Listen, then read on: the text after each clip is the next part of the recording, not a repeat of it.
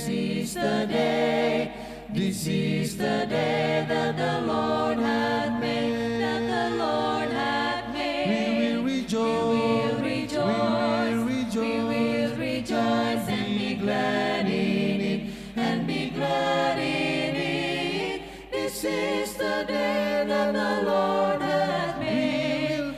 We will rejoice and be glad in it. Hallelujah. This is the day, this is the day that the Lord hath made. I will enter his gates with thanksgiving in my heart. I will enter his gates with praise. I will sing, this is the day that the Lord hath made. I will rejoice, for he hath made me glad. He hath made me glad. He hath made me glad. I will rejoice, for he hath made me glad. He hath made me glad. He hath made me glad. I will rejoice, for he hath made me glad. This is the day, this is the day that the Lord hath made, that the Lord hath made. We will rejoice, we will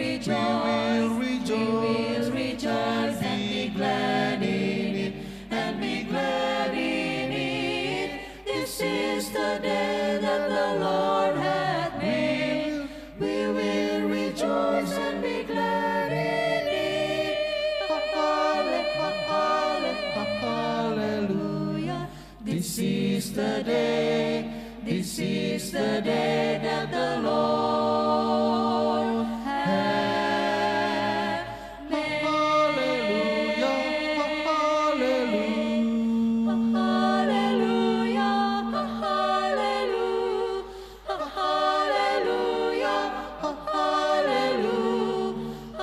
Hallelujah. This is the day.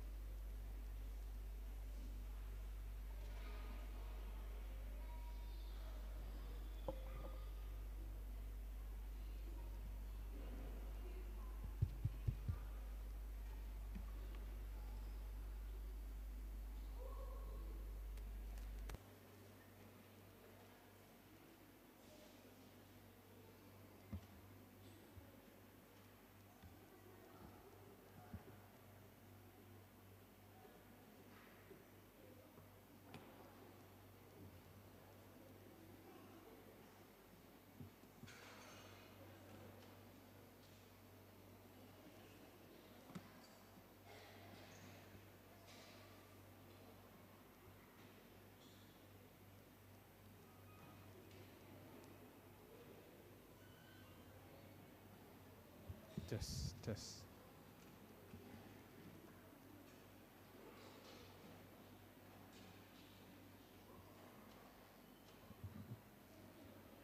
Selamat petang, selamat hari Sabat. Semua oke petang ini? Puji Tuhan. Hari ini agak mencabar untuk kami di rumah.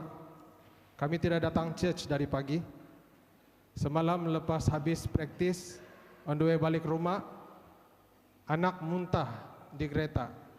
Dia muntah dengan banyak dan badan dia pun mula panas-panas. Jadi semalam tidur dengan harapan pagi ini dia bangun dalam keadaan yang lebih sehat, lebih ceria dan dapat datang ke church. Malang sekali, tidak kesampaian.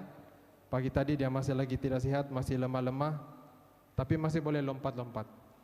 Tapi kami decide untuk stay di rumah dan mengharapkan dia akan lebih sihat pada petang ini.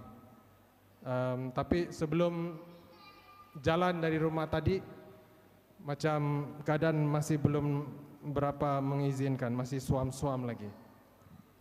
Tapi lagu yang baru saja kami nyanyikan tadi, kalau kita nampak dalam lirik lagu ini, "This is the day that the Lord hath made, we will rejoice and be glad in it."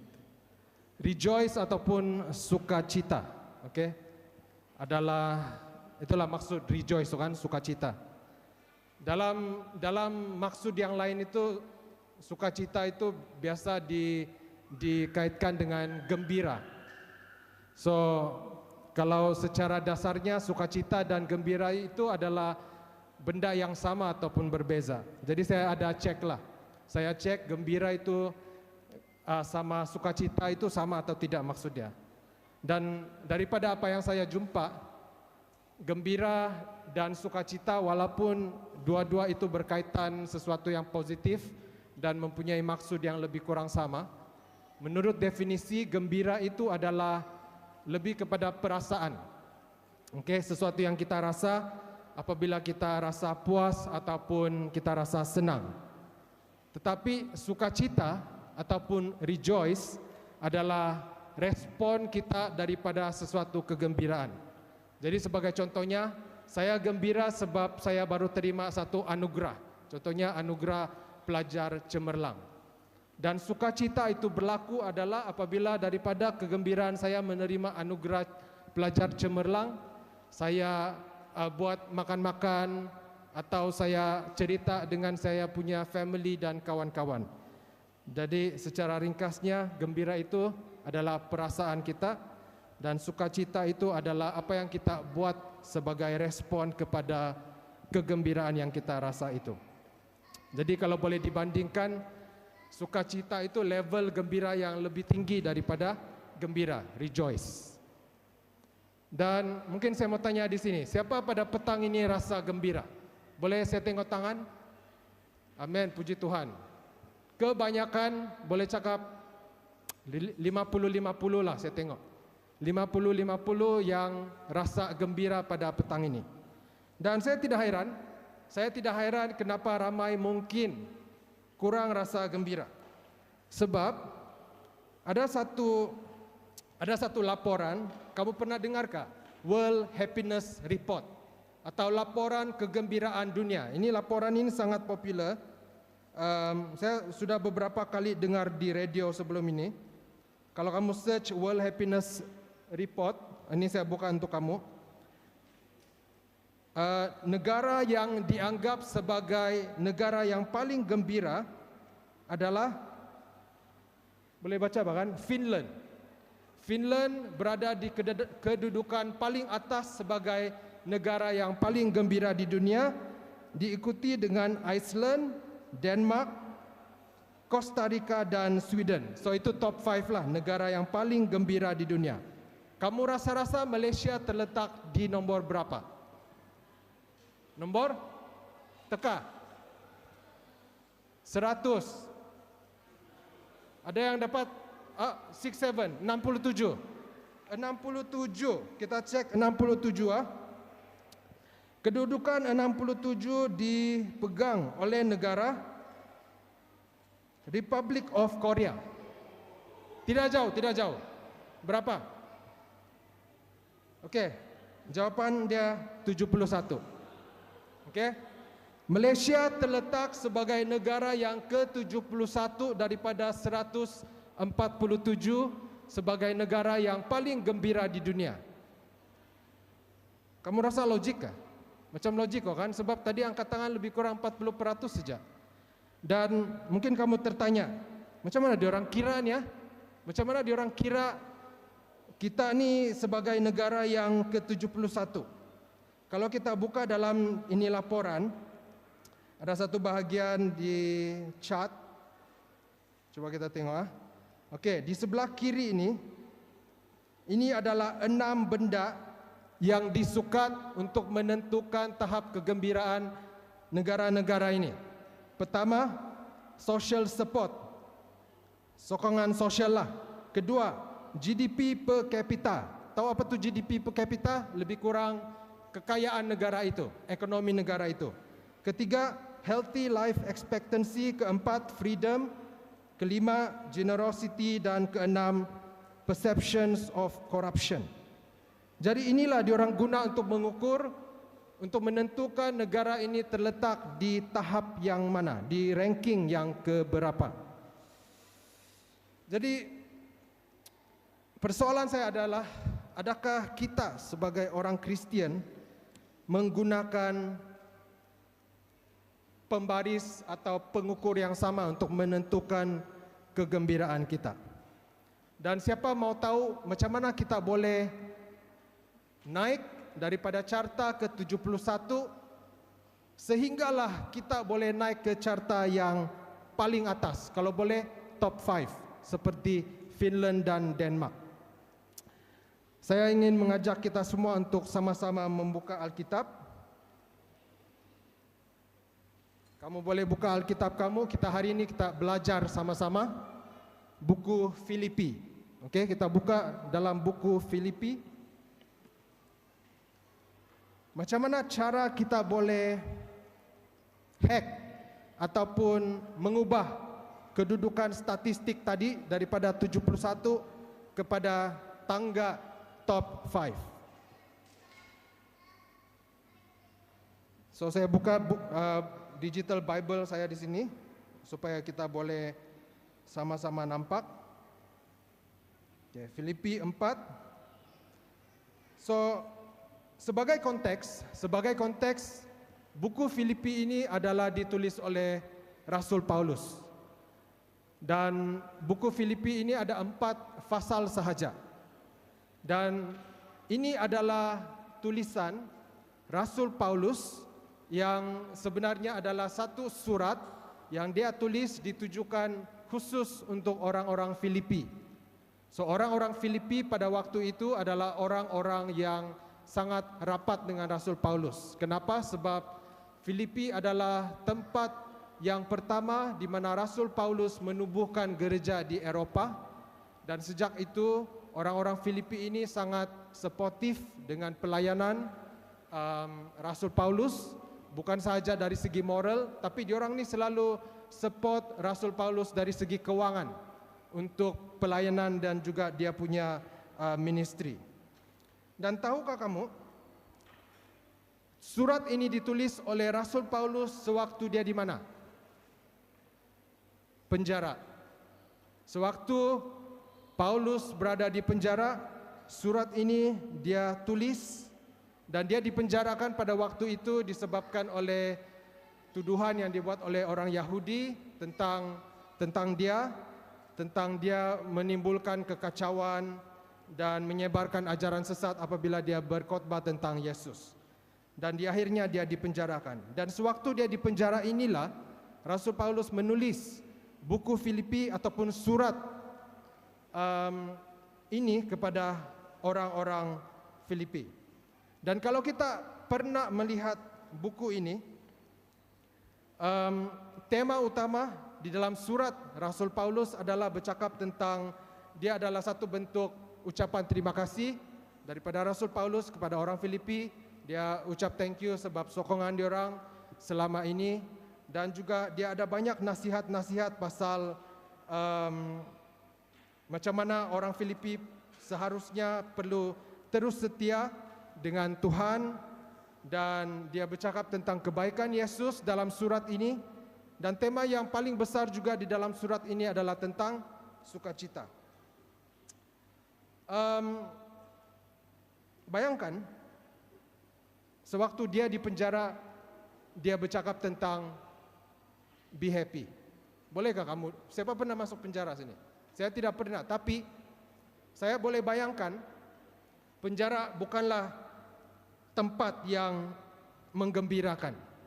Tetapi Rasul Paulus menulis surat dan menyeru orang, menasihati orang untuk berasa gembira. Mari kita baca di dalam Filipi 4 ayat 4 sebagai permulaan. Saya buka di dalam, mari kita buka dalam Filipi 4 ayat 4. Saya baca. Bersukacitalah dalam Tuhan sentiasa, kukatakan lagi bersukacitanya. Dalam versi English, rejoice in the Lord always. I will say it again, rejoice.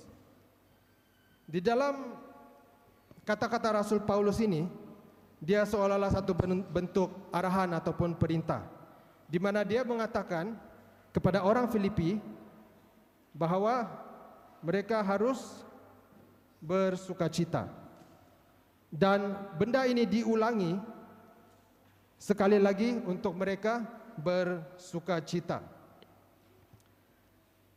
Dan apa yang lebih penting di sini, apa yang kita boleh nampak adalah kita seharusnya bersukacita bukan berdasarkan kita punya keadaan, tetapi bersukacita dalam Tuhan. Adakah hanya apabila keadaan menyebelahi kita? Tidak, tetapi sentiasa bersukacita. Dan ini adalah hasil daripada apabila Roh Kudus hadir di dalam hati kita, di mana kita boleh merasakan sukacita dalam apapun keadaan di dalam hidup kita. Dan kalau kita lihat kepada Paulus, keadaan pada waktu itu memang sangat-sangat tidak, secara logiknya dia tidak sepatutnya berasa gembira. Sebab kalau kita tengok di atas sini, di ayat yang kedua, dia menyentuh tentang bagaimana Euodia dan Sintike supaya bersatu hati dalam Tuhan. Dua orang perempuan ini adalah sebenarnya orang kuat di dalam Filipi sebagai pemimpin gereja yang pada waktu itu mempunyai konflik. Tetapi dalam keadaan kita mempunyai konflik di dalam gereja, apa yang dikatakan oleh Rasul Paulus adalah untuk tetap bersukacita. Dalam keadaan dia di dalam penjara, apa yang dia cerita untuk kita tetap bersukacita. To rejoice in the Lord, bukan berdasarkan kita punya keadaan, tetapi kerana Tuhan, kerana kita berada di dalam Tuhan. Jadi dalam ayat yang ini kita boleh katakan kita belajar sama-sama.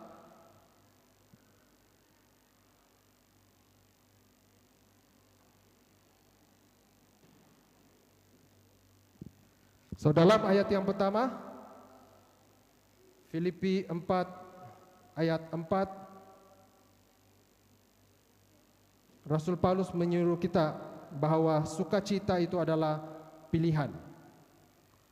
So, pilih sukacita dalam Yesus sentiasa. Kita terus dalam ayat yang seterusnya. Dia katakan sini, biar sikapmu yang lemah lembut diketahui oleh semua orang, Tuhan ada berhampiran. Saya suka versi English ni sebab dia punya maksud macam lebih sedap dan lebih senang difahami. Dia katakan di sini, let your gentleness be evident to all, the Lord is near. Apakah respon secara automatik kita sebagai orang biasa apabila kita berada dalam keadaan yang menyedihkan? Contohnya, kita mengharapkan kita lulus exam, tetapi hasilnya kita gagal. Ataupun kita mengharapkan hari ini kita keluar dari rumah, pergi ke sekolah atau tempat kerja untuk sampai dalam keadaan yang selamat, tapi tengah jalan kita terlanggar atau kena langgar, kereta kita kena langgar oleh orang lain. Dan respon kita secara otomatik biasanya adalah marah, kecewa, mungkin kita akan berteriak berdasarkan kita punya keadaan pada waktu itu. Tetapi Paulus, dia mencabar sikap ini dengan menyeru kita untuk menunjukkan, apa dia bilang sini? Tunjukkan sikap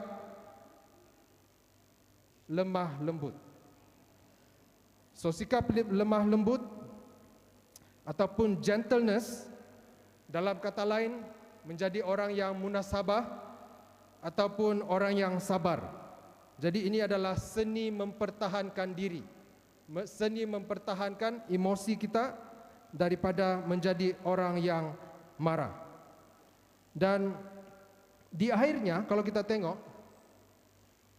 selepas Paulus menyeru kita untuk menjadi lemah lembut dan biar itu dilihat oleh orang lain, dia katakan Tuhan ada berhampiran ataupun the Lord is near.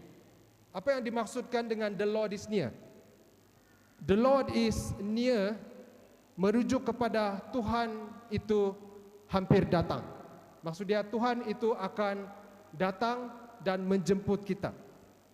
Apa yang Rasul Paulus coba tekankan di sini adalah apapun keadaan di dalam hidup kita, kita sebaiknya respon dengan lemah lembut, kerana apapun yang berlaku semua ini akan berlalu sebab Tuhan sudah hampir. Tuhan akan datang. Sukacita lahir daripada sikap lemah lembut.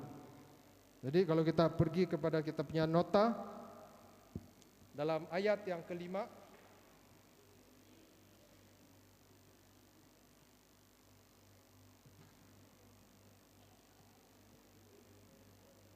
lemah lembut dan sabar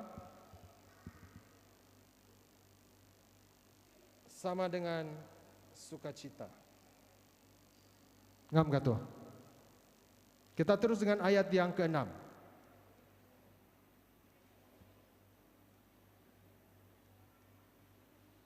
Dia katakan di sini, jangan bimbangkan apapun, dalam segala hal dengan doa dan memohon, dengan mengucapkan kesyukuran, beritahulah hasratmu kepada Allah. Do not be anxious about anything, but in every situation, by prayer and petition, with thanksgiving, present your requests to God. Apabila kita lihat ayat ini kalau boleh kita pilih, dia adalah kunci yang terpenting di dalam perkongsian pada petang ini. Paulus tidak sekadar menasihati orang untuk jangan rasa risau, tetapi sebab dia tahu untuk sekadar memberitahu orang ataupun cakap saja jangan risau itu biasanya tidak berkesan. Tetapi dalam bahagian ini, apa yang kita boleh nampak adalah Rasul Paulus juga memberikan kaedah untuk bagaimana supaya kita tidak risau. Bagaimana untuk kita tidak risau? Jangan bimbang, dia bilang. So, di sini kita nampak apa? Berdoa dan memohon. Berdoa dan memohon, bawalah beban kita ataupun kerisauan kita, apapun yang membuat kita tidak gembira kepada Tuhan, dan luahkan secara lisan melalui doa dan mintalah kepada Tuhan. Dan selepas itu ucaplah syukur. Jadi inilah yang paling penting di sini, kerana apa yang kita nampak apabila kita rasa mengucapkan syukur kepada Tuhan, kita mengakui tentang berkat Tuhan yang Dia sudah bagi kepada kita sebelum ini, dan itu mengalihkan fokus kita tentang kemampuan Tuhan untuk tetap setia kepada kita dalam apapun keadaan kita, melalui doa dan memohon dan mengucapkan syukur. Ada satu petikan daripada Ellen White di dalam buku The Ministry of Healing. Saya baca di sini.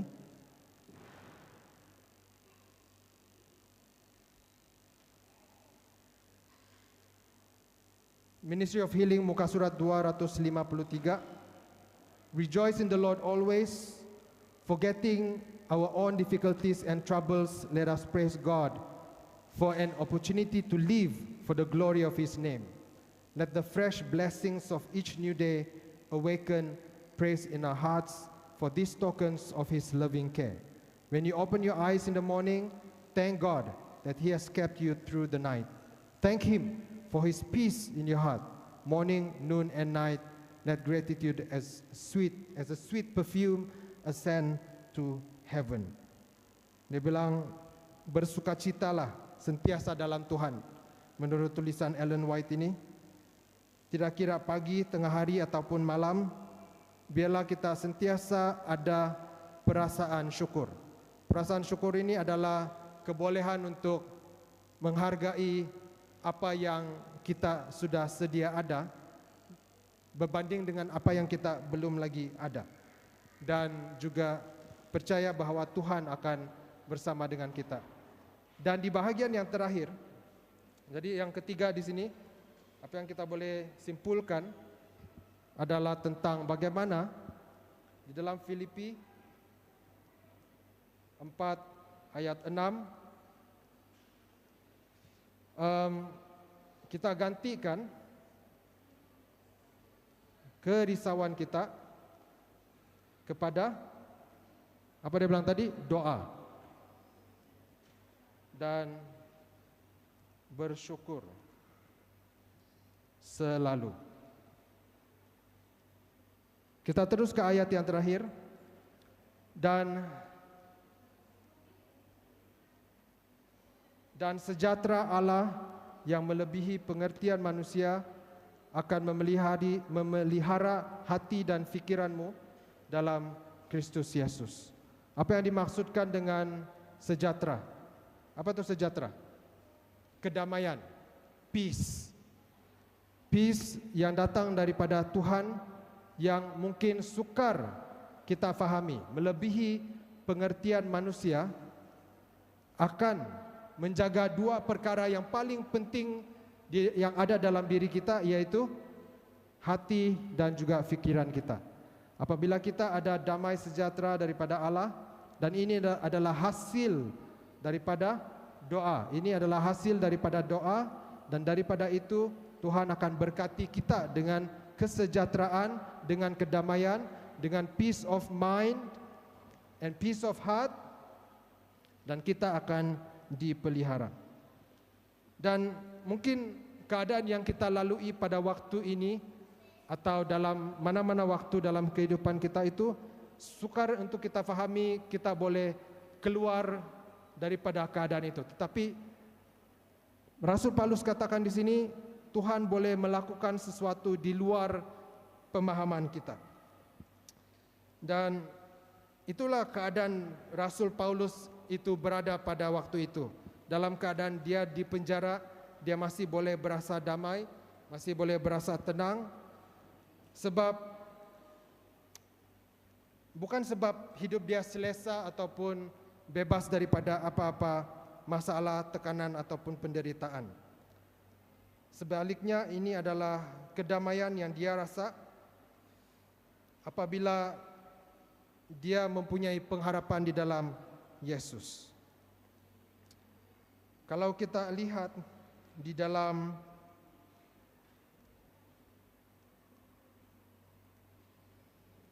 Filipi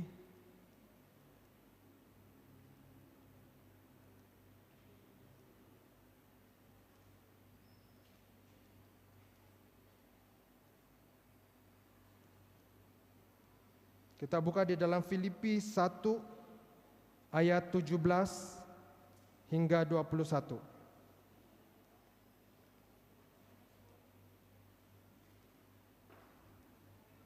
Dia menceritakan tentang keadaan dia di penjara, Rasul Paulus, yang mana dia katakan sebaliknya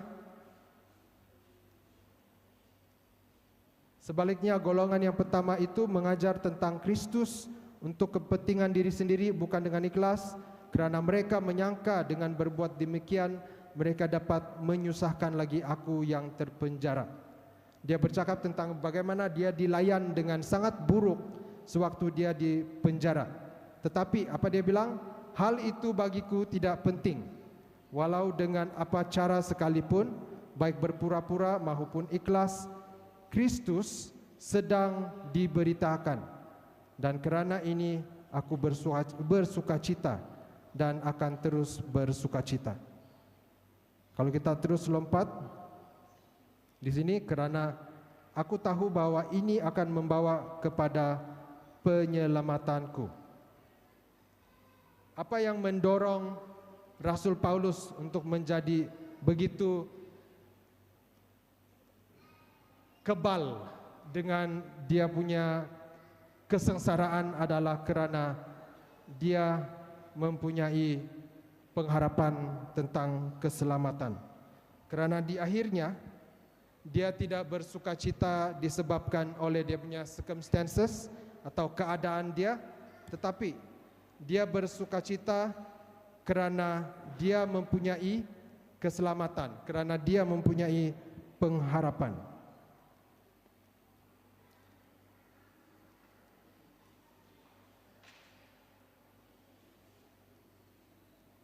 Jadi yang terakhir di sini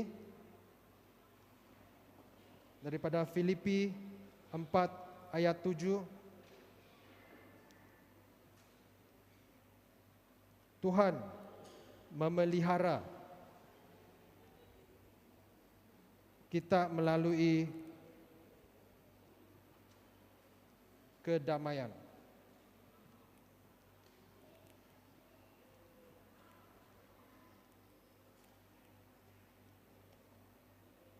Jadi saya yakin daripada nasihat yang diberikan oleh Rasul Paulus ini, kita mampu untuk menjadi orang yang gembira apabila kita pilih sukacita dalam Yesus sentiasa.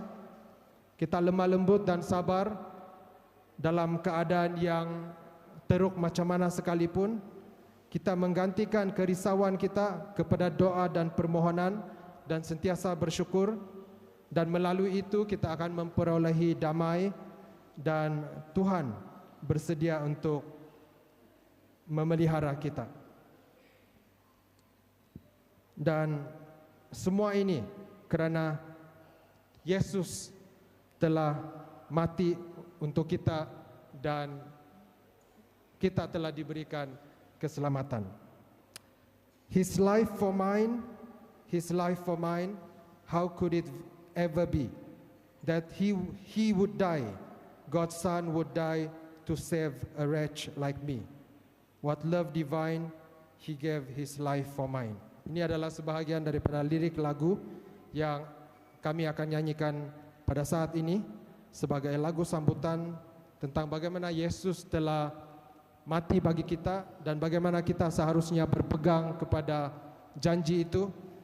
Seperti Rasul Paulus dalam keadaan yang paling rendah di dalam hidup dia, dia melihat melangkaui keadaan ataupun situasi dia dan berpegang kepada janji Yesus kepada dia yang telah mati bagi dia.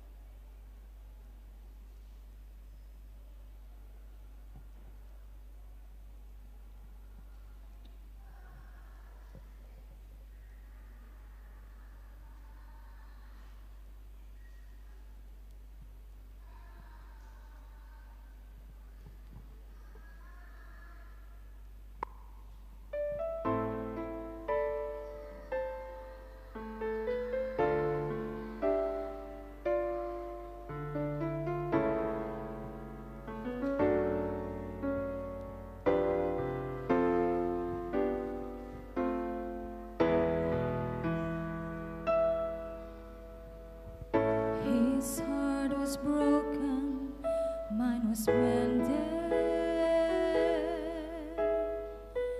he became sin. Now I am clean. The cross he carried bore my burden. The nails that held him set me free. His life for mine, his life for mine. How could it ever be that he would die? God's Son would die to save a wretch like me. What love divine! He gave his life for mine. His scars of suffering brought me healing. He spilled his blood to fill my soul. His crown of thorns made me royalty. His sorrow gave me joy untold. His life for mine, his life for mine. How could it ever be that he would die? God's Son would die to save a wretch like me. What love divine! He gave his life for mine. He was despised and rejected, stripped of his garments and oppressed. I am loved and accepted, and I wear a robe of righteousness. His life for mine, his life for mine. How could it ever be that he would die? God's Son would die to save a wretch like me, like me. What love divine! What love divine! He gave his life for mine.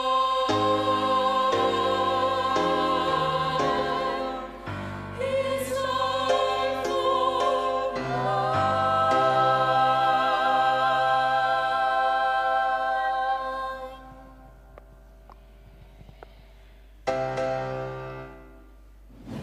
Mari kita semua berdiri dan saya akan pimpin dalam doa.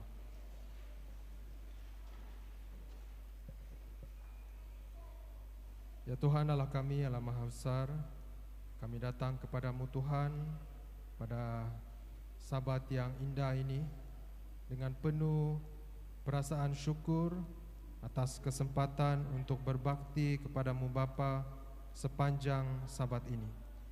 Dan pada petang ini dalam kebaktian penundaan Sabat, terima kasih atas kesempatan untuk kami sekali lagi berkumpul dan sama-sama berbakti sesama umat dan sama-sama mempelajari firman-Mu melalui Rasul Paulus di dalam buku Filipi 4 ayat 4 hingga ke-7 tentang bagaimana kami sebagai umat yang percaya seharusnya sentiasa bersukacita dalam apapun keadaan di dalam hidup kami.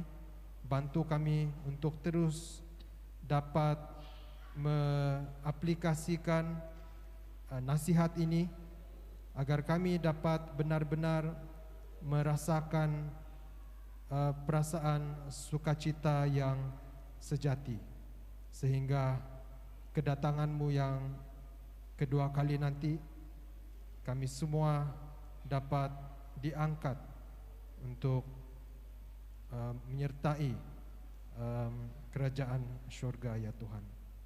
Ya Tuhan, kami mengakui segala kelemahan kami. Bantu kami sementara kami melalui minggu yang baru ini, dalam pekerjaan, persekolahan, dalam apapun usaha kami, ya Tuhan. Bantu kami untuk dapat menjadi menunjukkan sifat Yesus Kristus walau dimanapun kami berada. Dan jauhi kami dari segala bahaya dan perkara yang tidak kami ingini. Dan apabila kami dicubai, kami mohon kekuatan daripada syurga.